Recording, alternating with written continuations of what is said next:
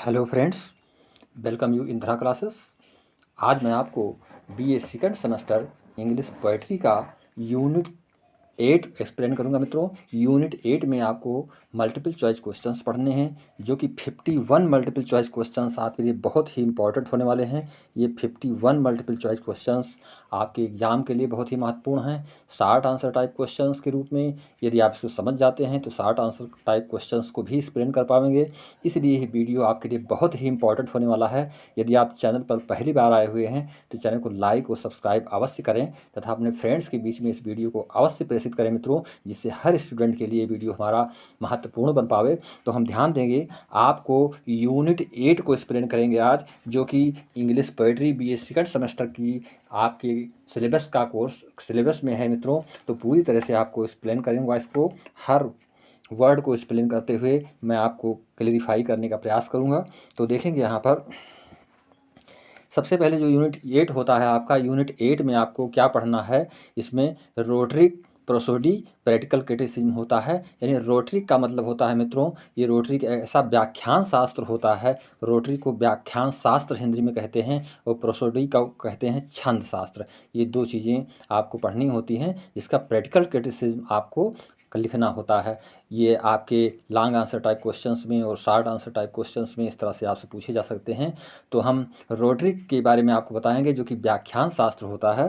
तो ये व्याख्यान शास्त्र उस कला को कहते हैं जिसमें लेखकों और वक्ताओं की जानकारी प्रदान करने, भावनाएं व्यक्त करने और श्रोताओं को भिन्न उद्देश्यों के लिए प्रेरित करने की क्षमता और उसे सुधारने की विधियों का अध्ययन किया जाता है।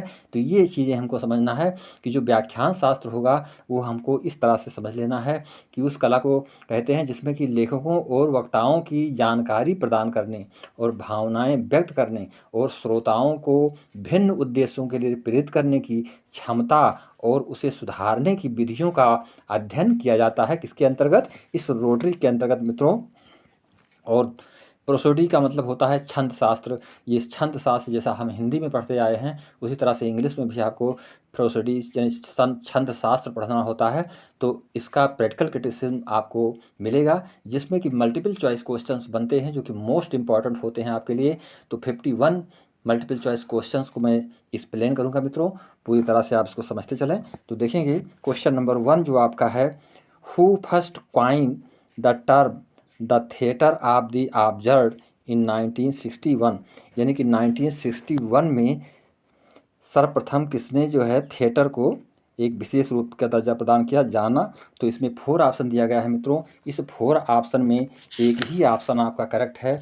जो ऑप्शन आपका करेक्ट है उसे आपको बताना होगा मित्रों, इसलिए आपके लिए बहुत ही इंपॉर्टेंट है ये वीडियो। तो देखेंगे इसमें 4 ऑप्शन दिया गया है, मार्टिन एस्लिन, आर्थर कॉपिट और जेनेट तथा एडामो। तो इसमें जो है ए ऑप्शन आपका करेक्ट है मित्रों। ए ऑप्शन भी आप ठीक करेंगे, ये मार्टिन एसालिन, ये आपका पहला ऑप्शन इसमें करेक्ट है। दूसरा देखेंगे question, the term the theatre of the observe was philosophical based on. आपको 4 ऑप्शन दिया जा रहा है। इस 4 ऑप्शन में जो ऑप्शन आपका करेक्ट है वो है मिथ एंड सिस्फस। मिस एंड सिस्फस, ये आपको सही लगा देना है इस पर। इसके पास बात देखेंगे अगला क्वेश्चन जो आपका है, ये क्वेश्चन नंबर 3। क्वेश्चन नंबर 3 में आपसे पूछा जा रहा है आर्नोल्ड। देखेंगे इसमें मित्रों आर्नोल्ड, ये 3rd क्वेश्चन देखेंगे। 3rd क्वेश्चन में है, Arnold's thesis is a fine example of. Arnold का जो थेसिस है वो एक सर्वोच्च उदाहरण है, यानी सबसे सुंदर एक उदाहरण के रूप में आया हुआ है। तो इसमें 4 ऑप्शन दिया गया है। इस 4 ऑप्शन में जो ऑप्शन आपका करेक्ट है वो है मोनोलोडी, मोनोडी यानी मोनोडी के रूप में इसको जानते हैं मित्रों। तो ये ए ऑप्शन आपका इसमें करेक्ट हो जाएगा। इसके पश्चात देखेंगे question number 4, Terence and Plautus were 2 names related to. Terence और प्लेटस 2 नेम हैं जो कि संबंधित हैं। तो किनसे संबंधित हैं? इस 4 ऑप्शन में आपको जो सही ऑप्शन है वो ऑप्शन आपको डी मिलेगा मित्रों। इस डी ऑप्शन को आपको करेक्ट करना है। एकेडमिक ड्रामा, जो एकेडमिक ड्रामा होता है उसके अंतर्गत इसका प्रयोग किया जाता है। 2 नामों के लिए 2 लोग ये संबंधित हैं किसके लिए? एकेडमिक ड्रामा के लिए मित्रों। इसके पश्चात 5 नंबर क्वेश्चन देखेंगे, academic dramas were popular in, जो एकेडमिक ड्रामा हुआ करते थे वो पॉपुलर हुए थे, प्रसिद्ध हो गए थे इन सेंचुरी, तो किस सेंचुरी में पब्लिश ज़्यादा पॉपुलर हुए थे, प्रसिद्ध हुए थे, तो ये सेंचुरी आपको बता देना है। तो इसमें क्वेश्चन नंबर 5 में आप देखेंगे ये 16 सेंचुरी, यानी 16 सेंचुरी आपको करेक्ट का मार्क लगा देना है सही के रूप में। तो 16 सेंचुरी में ये जो है पॉपुलर हुए थे, प्रसिद्ध हो गए थे मित्रों। अगला क्वेश्चन जो आपका है क्वेश्चन नंबर 6 देखेंगे, alchemist and anti symbolist movement. Anti symbolist movement, anti symbolist का मतलब होता है अप्रतीकात्मक आंदोलन जो हुआ था, फ्लोरिस्ड ड्यूरिंग द सेंचुरी। तो किस सन में ये जो है आंदोलन हुआ था जो कि एंटी सैम्बलिस्ट के रूप में जाना गया? तो इसमें 4 ऑप्शन दिया गया है। इस 4 ऑप्शन में जो ऑप्शन आपका करेक्ट है ये है 20 सेंचुरी, यानी 20 सेंचुरी पे आपको करेक्ट का मार्क लगा देना, चिन्ह लगा देना मित्रों। इसके पश्चात क्वेश्चन नंबर 7 देखेंगे, who made the practice of 4/8 play, यानी 4/8 प्ले की प्रैक्टिस किसने प्रारंभ की थी? तो कौन था वो, उसको बता देना है। 4 राइटर्स के नाम दिए गए हैं इसमें। तो इसमें आप देखेंगे 4 राइटर में इब्सन, यानी इब्सन का नाम आता है मित्रों, इब्सन इसके लिए जाने जाते हैं, तो इसे हमें ध्यान रखना है। आगे देखेंगे question number 8, art for arts, art for arts, कला कला के लिए, सेक इज द बेसिस ऑफ, जो कि एक बेसिस के रूप में होता है आर्ट। तो इसमें जो है 4 ऑप्शन दिया गया है। इस 4 ऑप्शन में जो ऑप्शन आपका करेक्ट है ये है, देखेंगे मित्रों, एस्थेटिसिज्म। एस्थेटिसिज्म जो है ये आपका ऑप्शन ए होगा जो कि करेक्ट है। इसके पश्चात देखेंगे क्वेश्चन नंबर 9। क्वेश्चन नंबर 9 में पूछा जा रहा है, हु कोइन्ड द फ्रेज, यानी फ्रेज को किसने निर्मित किया था?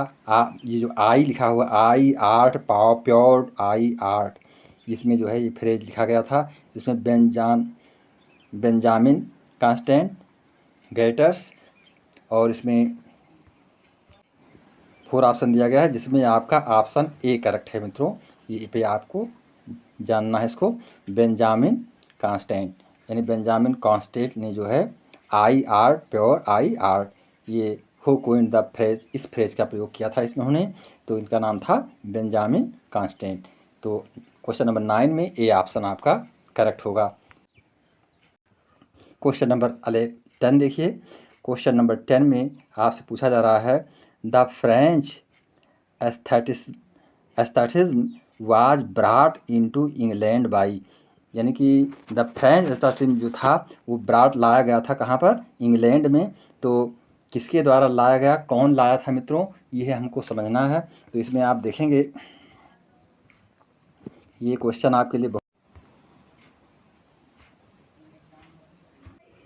देखेंगे मित्रों, ये जो आपका 10 नंबर क्वेश्चन है, 10 नंबर क्वेश्चन में द फ्रेंच एस्थेटिज्म का जो मतलब है, शाब्दिक अर्थ होता है, उसको सौंदर्य शास्त्र से माना जाता है मित्रों, यानी सौंदर्य मीमांसा, रस मीमांसा या सौंदर्य का सिद्धांत या दर्शन शास्त्र की वो शाखा जो सुंदरता, कला और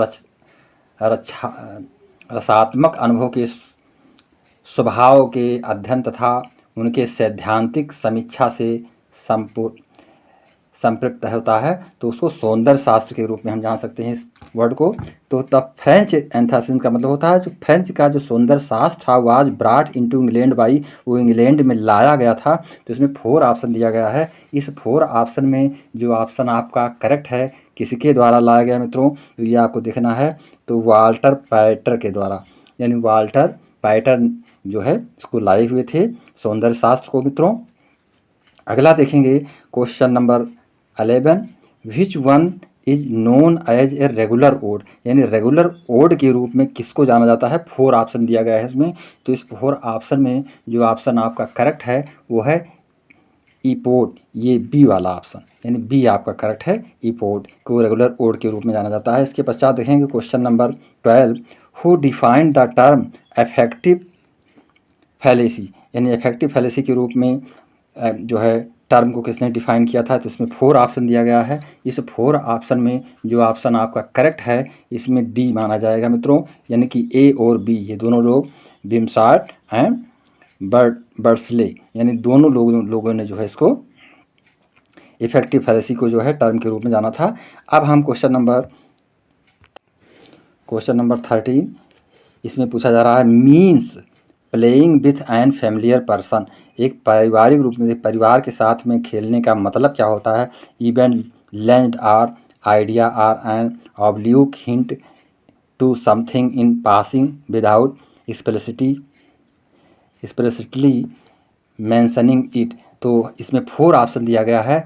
4 ऑप्शन में आपको जो करेक्ट ऑप्शन है बताना उसमें एल्यूजन यानी कि डी वाला ऑप्शन आपका करेक्ट होगा मित्रों। इसमें एल्यूजन्स के रूप में हम इसको प्रयोग करते हैं। एल्यूजन्स का मतलब सामग्री, विशेषता के रूप में, सामग्री के रूप में इसको जानते हैं। इसके पश्चात देखेंगे question number 14 which term is use. कौन सा शब्द प्रयोग किया गया है when the event or person is historical incorrect. जो ऐतिहासिक रूप से जो इनकरेक्ट होता है उसको किस रूप में हम उसको जानते हैं। तो इसमें क्वेश्चन नंबर 14 में जो ऑप्शन आपका करेक्ट है उसमें हम इस रूप में जानेंगे इसको एनाचोरनिज्म के रूप में इसको जानते हैं। जो इतिहास के रूप में ऐतिहासिकता में गलत पाया जाता है उसको एनाचोरनिज्म कहते हैं मित्रों। ये डी ऑप्शन आपका सही होगा इसमें। इसके पश्चात क्वेश्चन नंबर 15 पूछा जा रहा है ए लिटरेरी फार्म एक जो साहित्यिक फार्म होता है विच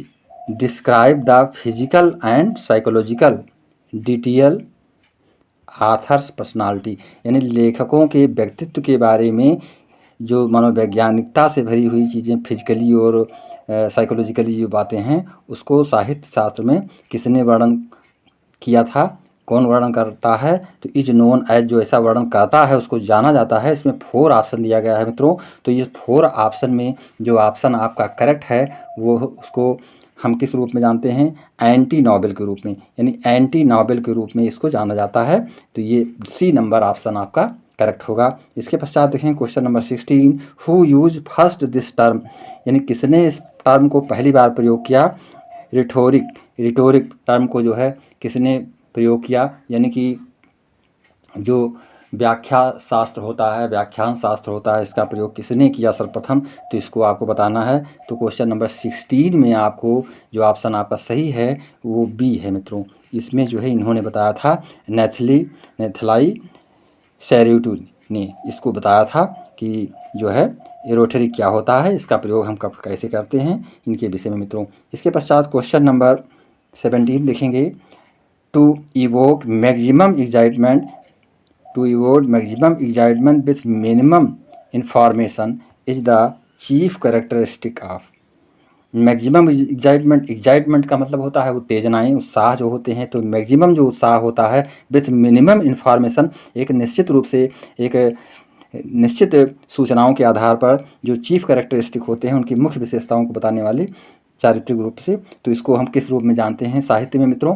तो ये क्वेश्चन नंबर 17 में जो ऑप्शन आपका करेक्ट है ये है एंटी ड्रामा। उसको किस रूप में जानते हैं, एंटी ड्रामा। और थोड़ा और आप समझ लें इसमें, जैसे ड्रामा एक कॉमेडिकल होता है, एक ट्रेजिकल होता है। यानी कॉमेडी का मतलब होता है जो सुखांत, जिसमें ड्रामे का लास्ट जो सीरियल होता है, जो अंक वो एक्ट होता है, वो उसमें सुख की अनुभूति की जाती है, खुशियाँ दर्शाई जाती हैं। जो और एंटी जो कॉमेडी ट्रेजिडिकल होता है, जो ट्रेजिडी होती है उसमें जो है दुखांत होता है। और जो एंटी रोमांटिक होता है या एंटी ड्रामा जिसको कह सकते हैं, तो एंटी ड्रामा में सुखांत और दुखांत दोनों का मिश्रित रूप होता है। तो उसको एंटी ड्रामा के रूप में जानते हैं। ये क्वेश्चन नंबर 17 था मित्रों। अब हम इसके पश्चात क्वेश्चन नंबर 18 देखेंगे। क्वेश्चन नंबर 18 में पूछा जा रहा है the well known example of eulogy, यानी कि इसके जो वेल नोन एग्जाम्पल हैं, अच्छे जाने जाने जो एग्जाम्पल्स हैं एलोगरी की, उसको आपको बता देना है।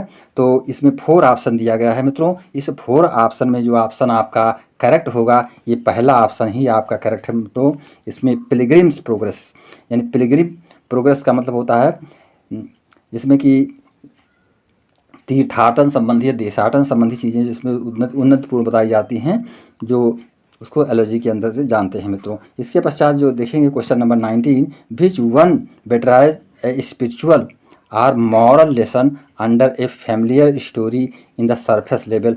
एक निश्चित लेवल पर जो मॉरल स्टोरियाँ होती हैं, जो नैतिकता से भरी हुई जो पाठ होते हैं, अंडर फैमिली एक पारिवारिकता से संबंधित चीज़ें जिसमें बताई जाती हैं, ये स्पिरिचुअल और जिसमें एक आत्मज्ञान के रूप में जो चीज़ें बताई जाती हैं, उसके लिए हम किन वर्ड का प्रयोग करते हैं क्वेश्चन नंबर 19 में। तो क्वेश्चन नंबर 19 में आप देखेंगे इसमें एल्यूजन का ही प्रयोग किया जाता है मित्रों, एल्यूजन वर्ड्स का प्रयोग किया जाएगा इसमें। तो बी ऑप्शन आपका करेक्ट होगा। इसके पश्चात क्वेश्चन नंबर 20 देखिए। क्वेश्चन नंबर 20 में when some human emotions or feeling are ascribed to N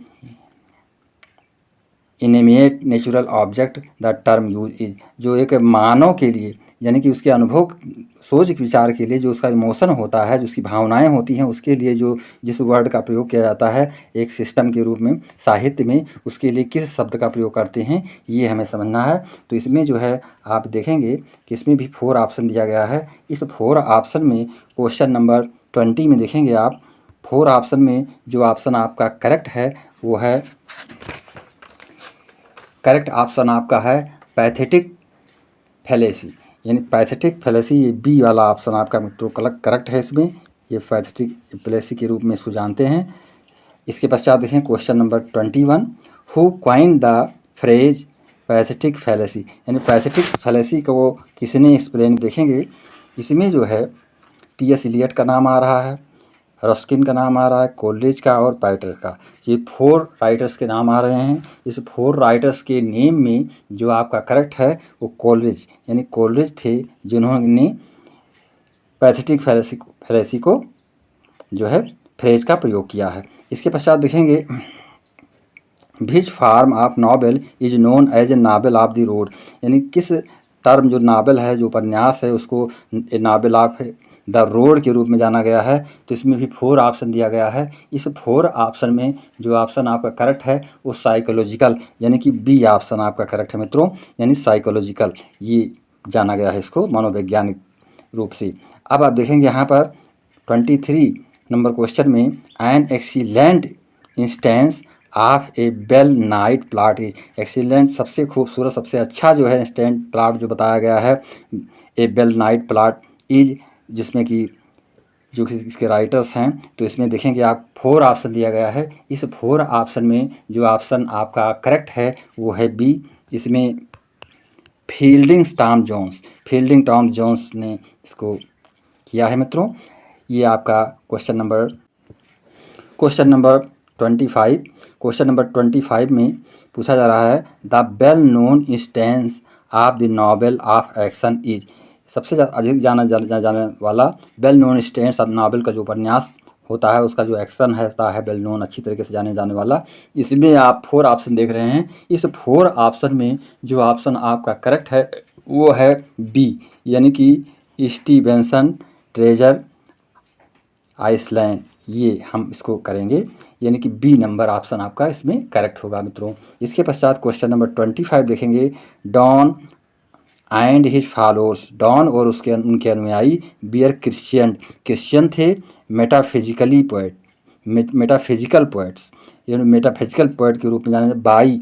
तो किसके द्वारा इन्होंने, इनके बारे में आपको बताना है। तो इसमें 4 ऑप्शन दिया जा रहा है। इस 4 ऑप्शन में ड्राइडन, इसके बारे में क्या कहा था, ड्राइडन ने मित्रों। तो ये आपका डी नंबर ऑप्शन आपका करेक्ट होगा। इसके पश्चात देखेंगे क्वेश्चन नंबर 26, क्वेश्चन नंबर 26 में पूछा जा रहा है metaphysical poetry as it stand today implies, जो मेटाफिजिकल पोएट्री होती है वो आज के समय में इम्प्लाइज की जा रही, प्रयोग की जा रही है। तो इसमें 4 ऑप्शन दिया गया है। इस 4 ऑप्शन में आपको जो करेक्ट ऑप्शन, तो इसमें जो करेक्ट ऑप्शन आपका होगा ये क्वेश्चन नंबर 26 में देखेंगे मित्रों metaphysical poetry as it stand today implies. तो इसमें 4 ऑप्शन जो दिया गया है, इस 4 ऑप्शन में जो ऑप्शन आपका करेक्ट है वो है ऑल द अबव, यानी सारी चीज़ें जो ऊपर बताई जाए। लॉजिकल एनालिसिस एंड मिस्टिसिज्म, इसमें तार्किक चीज़ें होती हैं और रहस्यमय चीज़ें होती हैं। Bit and far fest consist, यानी कि उसमें व्यंग्यात्मक चीज़ें भी होती हैं, हास्यास्पद चीज़ें भी पाई जाती हैं। Intellectual flight and A blend of patience and thought, मतलब एक वास्तविक रूप से सोचना, विचारना और उसको जो है एक तौर तरीके में ले लेना। तो ये सारी चीज़ें जो 4 ऑप्शन दिया गया है, 4 ऑप्शन में डी ऑप्शन आपका सही है। ऑल द अबव, ये ऊपर की लिखी हुई सारी चीज़ें इसमें आती हैं। इसके पश्चात देखेंगे क्वेश्चन नंबर 27 देखेंगे, हु यूज द टर्म, किसने इस टर्म को प्रयोग किया था, ओडिपस कॉम्प्लेक्स। ओडिपस कॉम्प्लेक्स का प्रयोग किसने किया था, फॉर द फर्स्ट टाइम, सर्वप्रथम मित्रों। इसमें 4 पोएट्स के नाम दिए गए हैं। इन 4 पोएट्स के नाम में जो आपका सही नेम है वो है डी नंबर, यानी कि सिगमंड फ्रॉइड। सिगमंड फ्रॉइड ने इसको जो है इस टर्म का प्रयोग किया था। अब देखेंगे क्वेश्चन नंबर 28। क्वेश्चन नंबर 28 में आपसे क्या पूछा जा रहा है मित्रों, देखेंगे इस क्वेश्चन को। क्वेश्चन नंबर 28 में आपसे पूछा जा रहा है, the influential essay metaphysical poets has been written by. Influential essay जो निबंध लिखा गया था, इन्फ्लुएंटियल निबंध, और मेटाफिजिकल पोएट्स तो हैज़ बीन रिटन बाय, ये किसके द्वारा लिखा गया था, इन उस राइटर्स का नाम आपको बता देना है। तो इसमें 4 ऑप्शन दिया गया है। इस 4 ऑप्शन में जो ऑप्शन आपका सही है वो है काउली, यानी काउली ने जिसको लिखा था मित्रों, ये आपका ऑप्शन नंबर सी सही होगा। इसके पश्चात देखें question number 29, the metres which is most common, the metre which is most common in English poetry, यानी अंग्रेजी कविता में जो मीटर होता है वो बहुत ही कॉमन चीज़ होता है, बहुत ही आवश्यक चीज़ होता है मित्रों। तो जो मीटर्स का मतलब होता है लाइनों का अंत, जो भी पोएम में जो लाइनें होती हैं उसी को मीटर कहते हैं। तो इसमें जो है आपको 4 ऑप्शन दिया गया है। इस 4 ऑप्शन में जो ऑप्शन आपका करेक्ट है वो करेक्ट ऑप्शन है एसेंचुअल मीटर्स। उसको क्या कहते हैं, एसेंचुअल मीटर्स के रूप में इसको जानते हैं मित्रों। इस मीटर्स का ज़्यादा प्रयोग किया जाता है पोएट्री में मित्रों। इसके पश्चात देखेंगे question number 30, the normal group of syllables in English are, यानी इंग्लिश में जो नॉर्मल ग्रुप होता है, समूह होता है सिलेबल का, उसको क्या कहते हैं। तो उसको हम 4 ऑप्शन के अंतर्गत देखेंगे मित्रों। इस 4 ऑप्शन के, हाँ तो ध्यान देंगे मित्रों, ये the normal group of syllable in English में जो इसका प्रयोग किया जाता है, इसमें 4 ऑप्शन दिया गया है, एम्बिक, एनापेस्टिक्स, टॉर्चेइक, ऑल ऑफ दीज। तो 4 ऑप्शन दिए गए हैं इसमें। इस 4 ऑप्शन में जो 30 नंबर क्वेश्चन है आपका, इसमें है एनापेस्टिक्स के रूप में। तो एनापेस्टिक्स के रूप में हम इसको जानते हैं।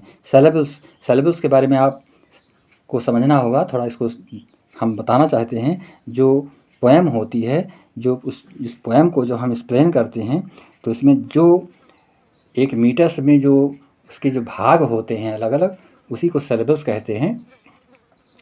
तो हम इसको इस प्रकार से भी देखेंगे मित्रों। हम आपको सिलेबस समझाने का प्रयास कर रहे हैं। जैसे पोएम है, उदाहरण के लिए, एग्जाम्पल के लिए मैं आपको एक पोएम दे रहा हूँ जिसमें मीटर और सिलेबल्स को आप समझेंगे। द डेज आर कोल्ड, जैसे द डेज आर कोल्ड लिखा हुआ है, the night are long.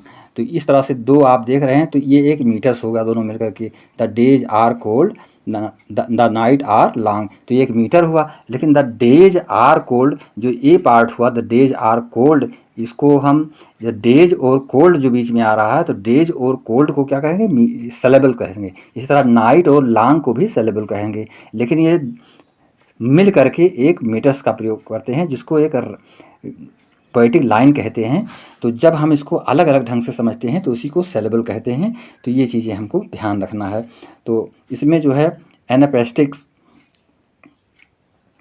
English में इसको जानते हैं the normal group of syllables in English are, जो नॉर्मल ग्रुप होता है सिलेबल का, उसको एनापेस्टिक्स के रूप में भी जानते हैं। ये हमें समझ लेना है। अब हम इसके पश्चात देखेंगे, ये क्वेश्चन नंबर 31 देखेंगे। A metre line is further named according to the number of feet composing it, as such pentameter has feet. तो इसमें जो है, जो आप देख रहे हैं, तो फीट और सिलेबल्स में बस इतना ही अंतर होता है कि जो फीट होता है वो, जैसे द डेज आर कोल्ड, तो एक फीट हो गया। द नाइट आर लॉन्ग, इसको भी अलग फीट कहते हैं। लेकिन जो द डेज और कोल्ड आया हुआ है, इसको सिलेबल कहते हैं। और जो इसमें जो 2 किसी भी लाइन में जो पोएम के जो दो भाग होते हैं उसको हम फीट्स के रूप में जानते हैं। तो इसमें आपको बताना है a metre line is further named according to the number of feet composing it such as pentameter has feet. तो इसमें कितने फीट की बात की जा रही है, इस फीट को आपको एक्सप्लेन करना है मित्रों। तो ये 31 नंबर क्वेश्चंस है। 31 नंबर क्वेश्चंस में आप टिक करेंगे 5, यानी 5 फीट इसमें पाए जाते हैं मित्रों। जो कि एक a metre line is further named according to the number of feet. तो एक जो मीटर लाइंस होती है उसमें फीट की बात जो की जा रही है, तो इसमें जो है 5 फीट माने जाते हैं। तो ये चरण जिसको कहते हैं। तो अब हम अगले क्वेश्चन की ओर बढ़ रहे हैं। ये अगला क्वेश्चन है आपका 32 नंबर क्वेश्चन। तो 32 नंबर क्वेश्चन को देखेंगे।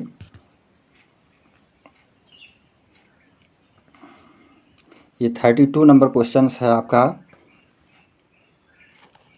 हेक्सामीटर।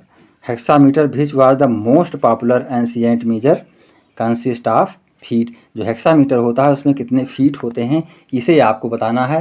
तो हेक्सामीटर के अंतर्गत जो ऑप्शन ए आपका है ये करेक्ट होगा मित्रों। इसमें 4 फीट होते हैं, तो हमको ये जानना है। अब इसके पश्चात देखेंगे क्वेश्चन नंबर 33 में almost the whole of modern English poetry has been dominated by, यानी आधुनिक इंग्लिश पोएट्री जो है वो डोमिनेट की जा रही है, आगे बढ़ाई जा रही है। तो किसके द्वारा किस रूप में बढ़ाई जा रही है, तो इसमें 4 ऑप्शन दिया गया है। इसमें ऑप्शन ए आपका करेक्ट है मित्रों, एम्बिक पेंटामीटर के द्वारा, यानी एम्बिक पेंटामीटर का ज़्यादा प्रयोग इसमें किया जाता है जो आधुनिक पोएमें होती हैं। इसके पश्चात देखेंगे question number 34, the term mime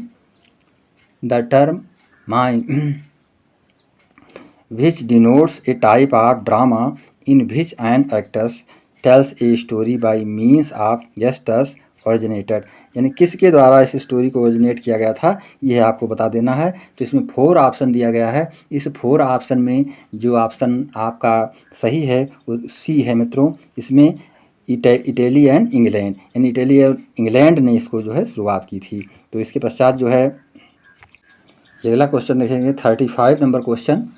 35 number question में आप देखेंगे increase times and artist who have brought mime to the attention of audience all over the world are, यानी संपूर्ण विश्व में किस आर्टिस्ट ने ध्यान आकर्षित किया था। जो कि the recent time of artist who have brought mime and to attention of audience all over the world, पूरे विश्व में। तो आपको बता देना है इस 4 ऑप्शन में जो ऑप्शन आपका, यानी 35 नंबर क्वेश्चंस में जो ऑप्शन आपका डी है, ये डी नंबर ऑप्शन आपका करेक्ट है। नन ऑफ द अबव, इनमें से कोई भी ना था, तो ये हम डी नंबर का सही मानेंगे। इसके पश्चात देखें question number 36, the miracle plays flourished in England from about the, जो मैरिकल जो है प्लेस था, नाटक था, वो जो है फ्लोरिश किया गया था इंग्लैंड में लगभग। तो किस समय में फ्लोरिश हुआ था ये, तो इसमें आपको बता देना है, सन बताना है।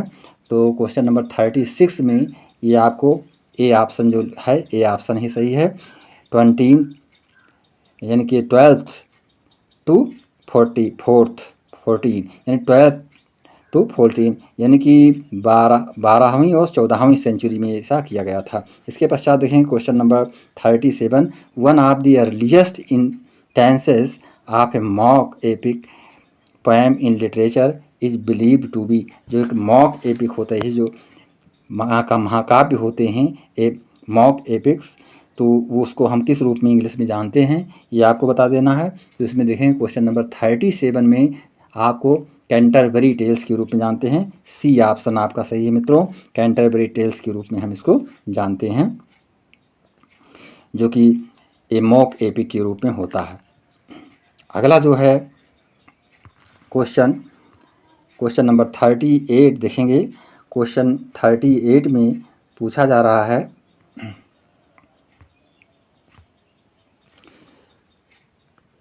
The first successful example of a truly mock heroic poem is believed to, यानी मॉक हीरोइक पोएम के रूप में जो सक्सेसफुल रूप से एक उदाहरण के रूप में बनी उसे हम किस नाम से जानते हैं। तो इसमें 4 ऑप्शन दिया गया है। तो इस 4 ऑप्शन में जो ऑप्शन आपका ए है यही करेक्ट है मित्रों।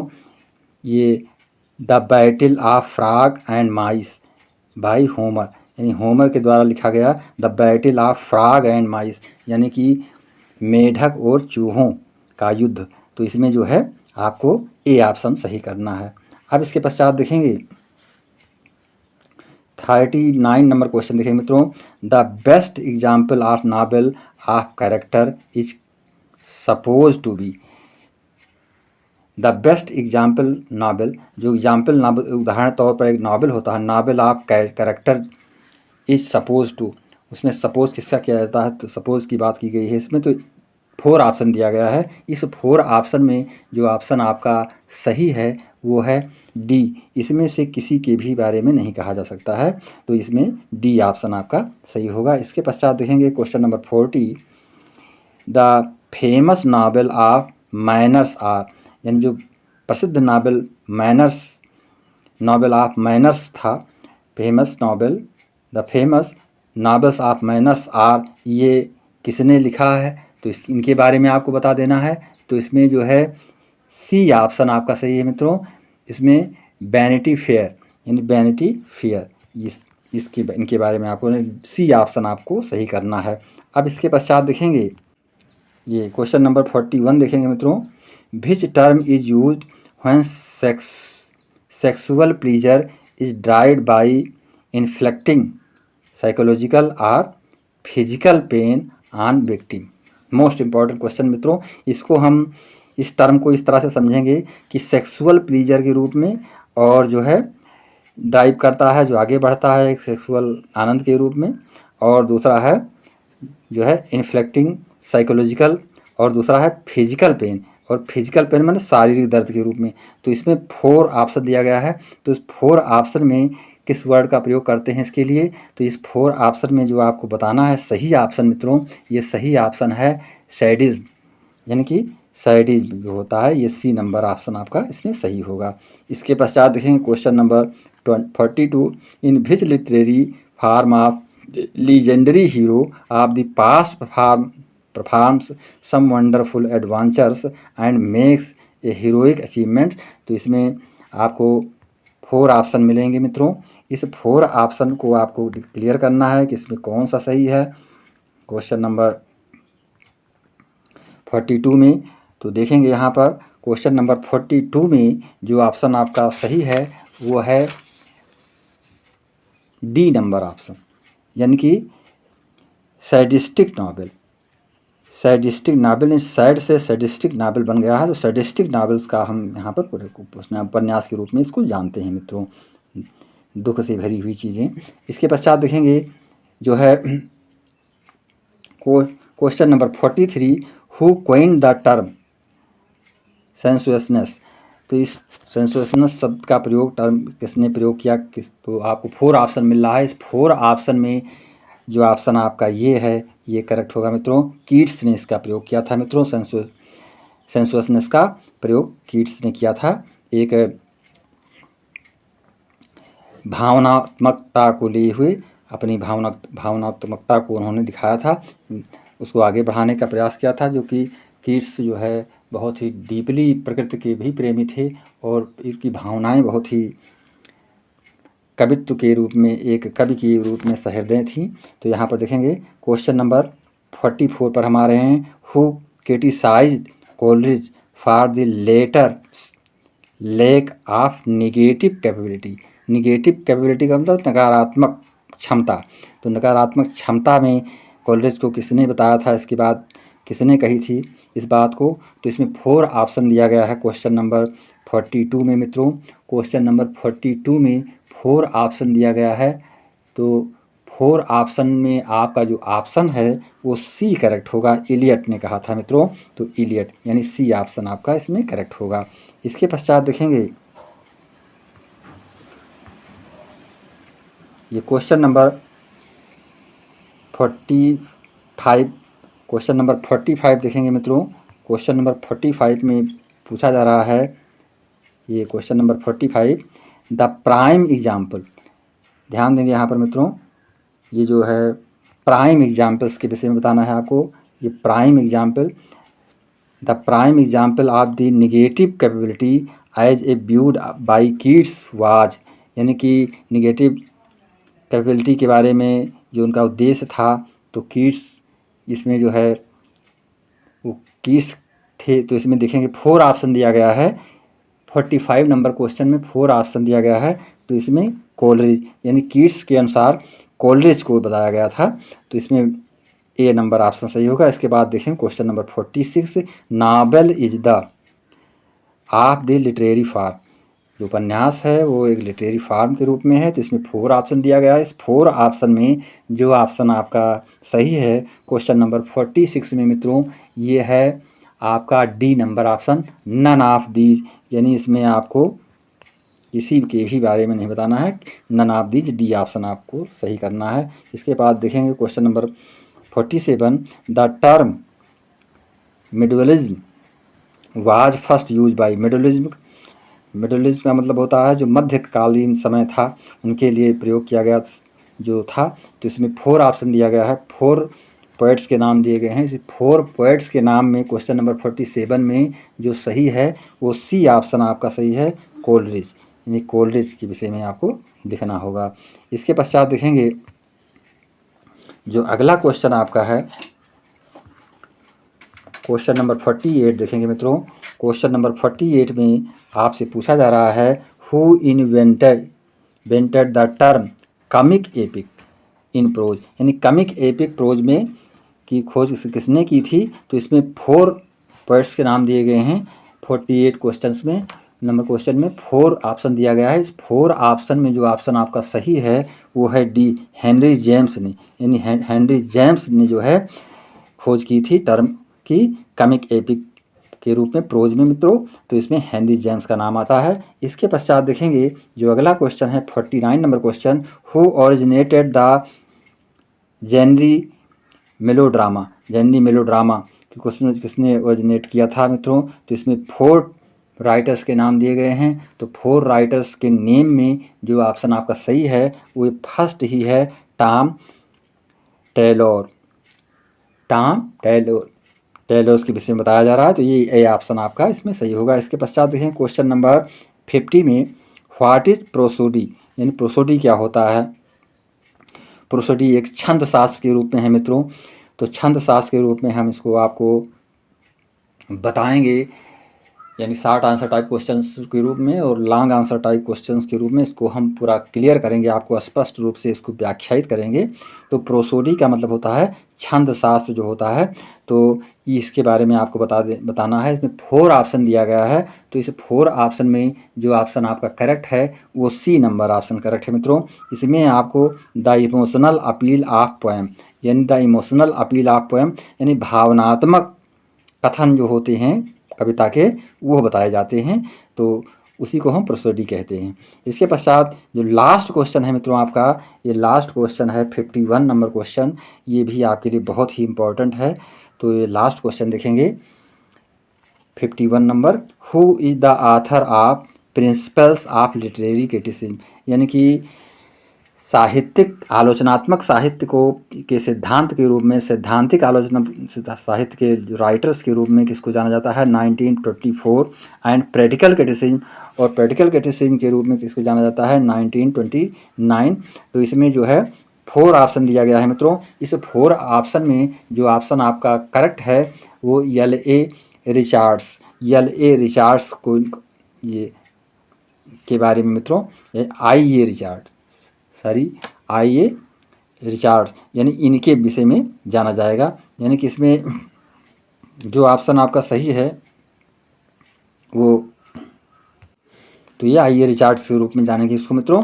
अब इसके पश्चात जो है ये 51 क्वेश्चंस को मैंने एक्सप्लेन किया जो कि मल्टीपल चॉइस क्वेश्चंस के रूप में आपके लिए हैं, बहुत ही महत्वपूर्ण है। सभी यूनिवर्सिटियों में इस तरह के क्वेश्चंस मित्रों पूछे जा रहे हैं, इसलिए आपके लिए बहुत ही आवश्यक था। ये यूनिट 8 को मैंने आपको मल्टीपल चॉइस क्वेश्चंस के रूप में एक्सप्लेन किया हूँ और सभी यूनिटों का वीडियो आपको उपलब्ध हो पाएगा।